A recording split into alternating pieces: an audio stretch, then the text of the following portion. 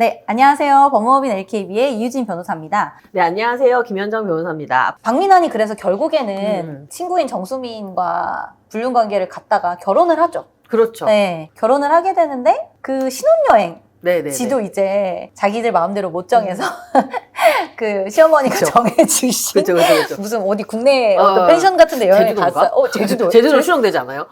그래도 비행기는 탔겠죠, 설마. 야, 임산부 비행기 타는 거 아니야. 위험해. 신혼여행지인 네, 것 같아요. 네. 거기서 이제 박민환이 친구랑 전화를 하는 거를 정수민이 우연하게 듣게 되는데 사실은 결혼하기 전에 시어머니께서 정수민과 박민환을 위해서 전셋집을 하나 마련을 해주신 것 같더라고요. 네. 근데 신혼여행지에서 박민환이 친구를 통해서 그 전셋집을 빼버려요. 그 전세는 빠졌냐? 돈 방금 계좌에 넣었어. 야, 근데 어머님께 그냥 전세 사기 당했다고 해도 돼? 아니, 어머님이야 넘어가신다 쳐도 네 마누라는 시댁살이 하자면 난리 안 치겠냐? 변호사님, 이거 그렇죠. 굉장히 심각한 문제 아닌가요?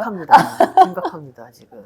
어떻게 해요? 지금 당장 살아야 되는데. 신혼여행인데? 살 곳이 없어진 거죠. 네. 지금 신혼여행지에 갔더니 음. 이제 시어머니랑 같이 갑자기 살아야 된다. 네. 이런 상황이 된 거고 또 어떻게 보면은 본인이 생각했던 상황이랑 다르죠. 정수민 네. 입장에서는. 네, 맞아요. 완전히 달라진 네. 거예요. SNS 같은 데서 본 실화인 것 같은데 부부가 결혼을 하고 신혼여행을 갔더니 그 신혼여행지에서 우리 부모님이랑 같이 살아야 한다고 처음으로 이야기를 꺼냈대요, 그렇죠. 남편이. 그래서 그 아내가 너무 황당해가지고 네. 무슨 소리냐, 그 얘기를 왜 이제야 하냐라고 했더니 그 남편이 하는 말이 어떻게 가족이 아닌 사람이랑 그런 이야기를 나누냐, 이제는 가족이 됐으니까 네. 이제 얘기하는 거다. 머리가 아프네요, 진짜. 이런 이야기가 딱 나오면 보통 사람들이 이거 사기 결혼 아니냐 이렇게 얘기를 해요. 그렇죠. 맞습니다. 혼인신고를 했다면 이제 이혼을 할 수밖에 없는 상황인 것 같은데 네. 이 정도면 사실은 없었던 일로 하고 싶을 것 같거든요. 그렇죠. 그러니까 이게 또 이혼이라 하기 좀 더 애매한 게 네. 이제 혼인이라는 게 우리나라에서는 일단 혼인신고 해야 되거든요. 네. 근데 혼인신고를 안 한 상태란 말이죠. 네. 지금. 물론 그 전에 했을 수도 있어요. 네, 요즘에는 네, 네. 사전에도 하시지만 네, 네. 이제 그냥 추정으로 이제 혼인신고를 안 했다고 생각하면 이 지금 일단 혼인 전의 사유인 거거든요. 네, 네.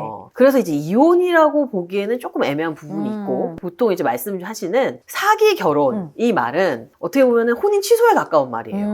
그러니까 혼인 취소는 또 다른 거거든요. 네. 혼인 취소 같은 경우는 이제 기망이라고 해가지고 보통 속인이 네. 있을 경우에 그렇게 이루어진 혼인에 대해서 이루어지는 건데 이 경우는 혼인 취소 사유에 더 가까울 것 같아요.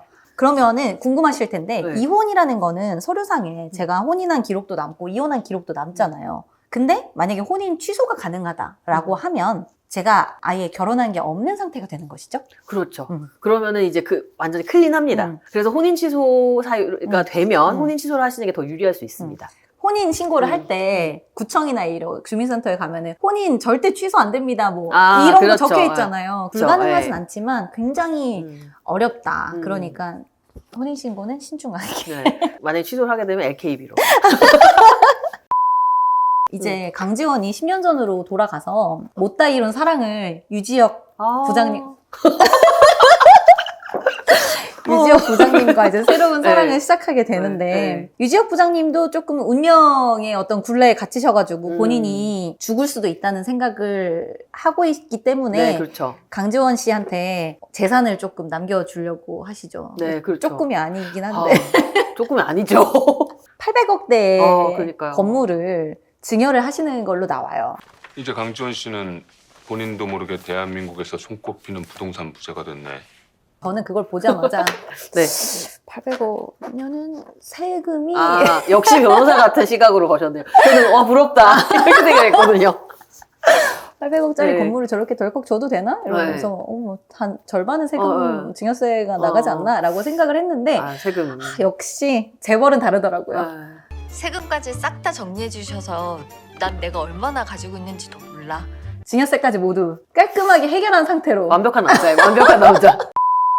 근데 또 이 800억 건물 네. 때문에 또 네. 이벤트가 하나가 발생을 하게 되는데 이제 이게 거의 드라마 후반의 어떤 클라이막스가 될 것 같다는 생각이 들었어요. 네.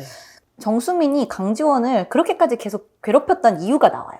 맞아요. 사실은 알고 봤더니 정수민의 아버지와 강지원의 어머니가 각자의 가정을 버리고 둘이 따로 살림을 차렸더라고요. 맞아요. 네. 사실은 정수민은 자기 아버지가 그렇게 자기를 버리고 가서 계속 힘들게 살았는데 강지원 같은 경우는 어머니가 자신을 버렸지만 아버지가 자신을 끝까지 사랑으로 그러니까요. 케어를 네, 좋은 해주면서 아버지였죠. 행복하게 자라난 것을 견딜 수 없어 했어요, 정수민이. 맞아요. 왜 나는 가지지 못한 것을 너는 다 가졌지? 약간 이렇게 된 그렇죠. 거죠. 그래서 뭔가 그런 상황에서 미움을 키워갔던 것 같은데 어쨌든 강지원이 800억의 재산을 가지게 됐다는 걸 알았어요. 네.